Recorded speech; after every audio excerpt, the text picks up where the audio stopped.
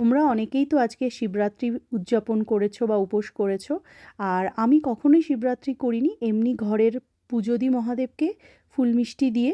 আর সেদিনটা নিরামিষ খাই। সেই নিরামিষ করতে গিয়ে আমি বিভিন্ন রকমের রেসিপি ট্রাই করি, কারণ একরকম তো ভালো লাগে না। তো পনির দিয়ে এই রেসিপিটা আমি সবসময় করি নিরামিষ বা পুজোর দিনগুলোতে। তোমরা কিন্তু ট্রাই করে দেখতে পারো। তো পনিরটাকে ভেজে নিয়েছি, প্রথমে নুন হলুদ একটু মাখিয়ে হালকা করে ভেজে নেব।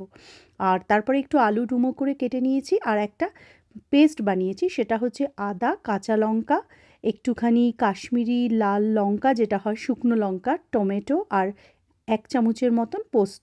এইটাকে একটু ভিজিয়ে রেখেছিলাম, তারপরে ভালো করে ব্লেন্ড করে নিয়েছি।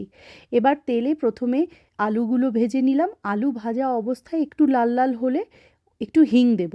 হিং দিয়ে তারপর ওই পেস্টটা দেবো, একটু হলুদ দেবো, একটু নুন দেবো। এবার খুব অল্প আঁচে একটু সময় নিয়ে কষাতে হবে, কারণ দেখবে যে একটা সময় রঙটা একদম পাল্টে যাচ্ছে আর তেল ছেড়ে যাচ্ছে, এবং এত সুন্দর একটা ফ্লেভার আসে, গন্ধটা, ফ্লেভার না গন্ধটা, তো সেটা শুনলেই বুঝবে যে কাঁচা মশলার গন্ধ কিন্তু একদম চলে গেছে।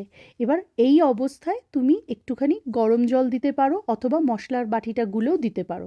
দিয়ে ঢাকা দিয়ে একটু অপেক্ষা করবে আলুটা যতক্ষণ না সেদ্ধ হয়। যখন আলু সেদ্ধ হয়ে যাবে তখন ভেজে রাখা পনিরগুলো দিয়ে দাও, আর হাফ কাপের মতন দুধ দাও, দিয়ে আরেকটু নুন দাও, দিয়ে ঢাকা দিয়ে কিছুক্ষণ রেখে দাও।